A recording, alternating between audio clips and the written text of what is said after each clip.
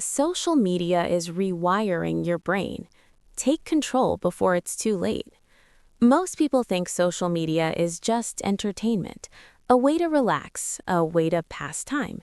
But if you look deeper, it's not just entertainment, it's conditioning. Every time you open apps like Instagram, TikTok, or YouTube, you're not just consuming content, you're training your brain. And the scary part is, you don't even realize it. Let's understand how this works. Your brain is designed to conserve energy, so instead of thinking deeply all the time, it builds patterns, habits, automatic behaviors. The more you repeat something, the more automatic it becomes. This is called habit formation. Now, combine this with dopamine. Dopamine is not just pleasure, it's motivation. It tells your brain, do this again. Every notification, every like, every scroll creates a small dopamine release, and your brain remembers that.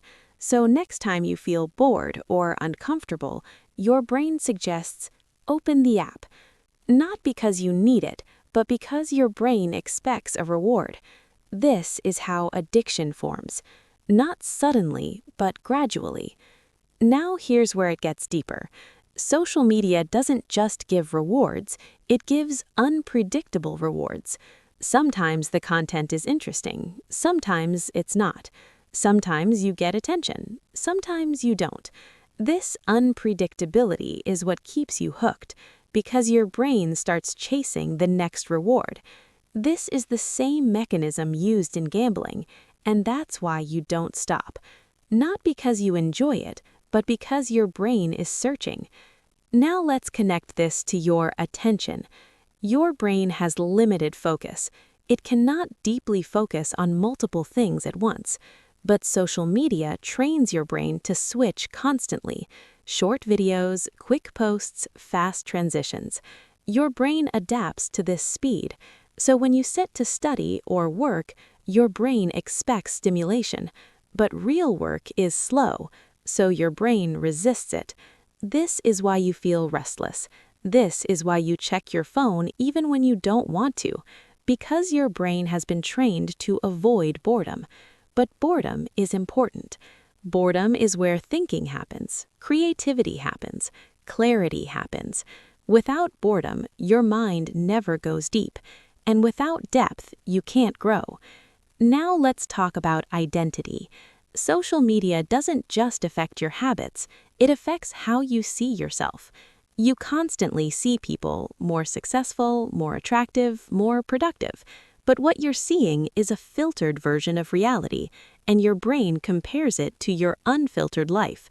This creates a gap between who you are and who you think you should be. And that gap creates pressure. Over time, this leads to low confidence, overthinking, self-doubt. Not because you're not good enough, but because your comparison is unrealistic. Now let's connect this to time. Time is your most valuable resource, but social media fragments it. You don't lose time in big chunks, you lose it in small pieces. 5 minutes here, 10 minutes there. But these small losses add up. Hours per day, days per month, years over time. And the worst part? You don't even remember what you consumed because it was not meaningful. Now let's go deeper into control. Most people think, I just need more discipline. But discipline alone is not enough because you are fighting against design. These platforms are optimized to capture your attention. So instead of relying on willpower, you need strategy. First, awareness. You can't change what you don't notice. Start observing your behavior. When do you open social media? What triggers it? Is it boredom? Stress? Avoidance? Once you identify the trigger, you can break the loop. Second, reduce stimulation. Your brain needs balance. If you constantly consume high stimulation, normal activities feel boring. So reduce input. Spend time without your phone. Let your mind slow down. At first, it will feel uncomfortable. That's a good sign. It means your brain is resetting.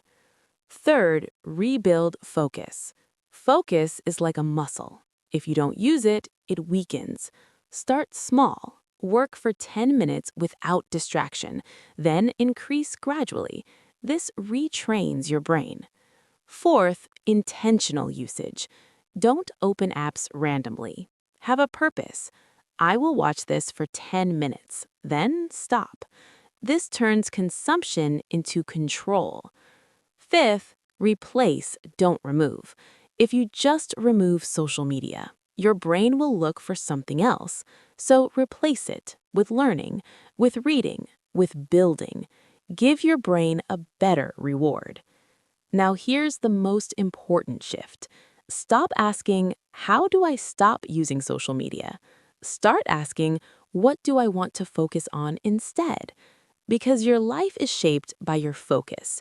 If your focus is scattered, your life feels scattered. If your focus is controlled, your life becomes structured. Now imagine this. You wake up, you don't check your phone. You start your day with intention. You work without distraction. You use social media only when needed. Your mind feels clear. Your thoughts are sharper. Your actions become consistent. That version of you is not far away. It's just hidden behind your habits. And habits can be changed, but only with awareness and consistent action. Because in the end, this is not about social media. It's about control. Control over your attention, control over your habits, control over your life. And the moment you take that control back, everything changes. Start today, not by quitting everything, but by becoming aware. Because awareness is the first step to freedom. Now let's go even further. Because understanding the problem is one level, but understanding the long-term impact changes everything. Your brain is not fixed. It is constantly changing. This is called neuroplasticity. Every habit you repeat physically rewires your brain. So when you scroll for hours daily, you're not just wasting time, you're strengthening a pattern of distraction, a pattern of quick rewards, a pattern of avoiding effort.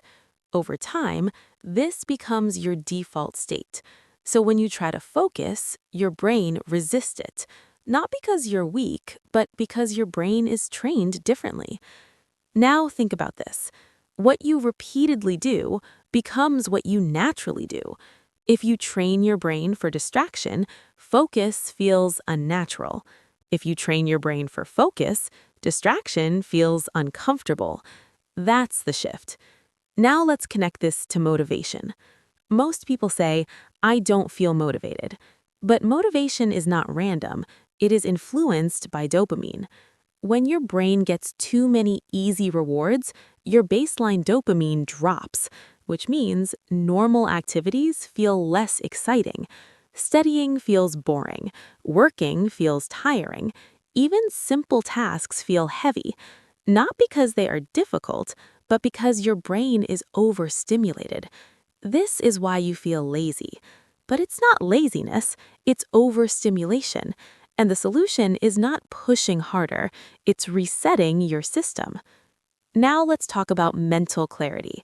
When your mind is constantly consuming, it never processes deeply. You're always taking in, but never reflecting. And without reflection, there is no growth. This is why you can consume content for hours, but still feel stuck. Because consumption is not progress. Now let's connect this to sleep.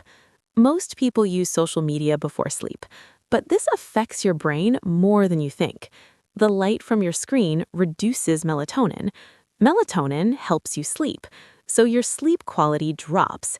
And when your sleep drops, your focus drops, your energy drops, your mood drops. The next day, you feel more distracted.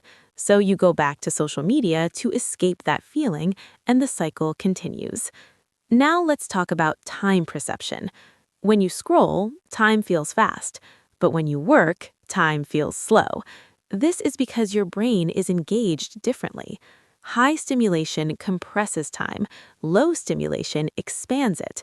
So you prefer scrolling because it feels easier, but at the end of the day, you feel like you did nothing. That's the illusion. Now let's talk about control. You don't need to quit everything. You need to rebuild balance. Start with intentional discomfort. Sit without your phone. Work without distractions. Think without noise. At first, your brain will resist. That's normal, because you're breaking a pattern. But if you stay consistent, your brain adapts, and slowly, focus becomes easier. Now let's talk about deep work.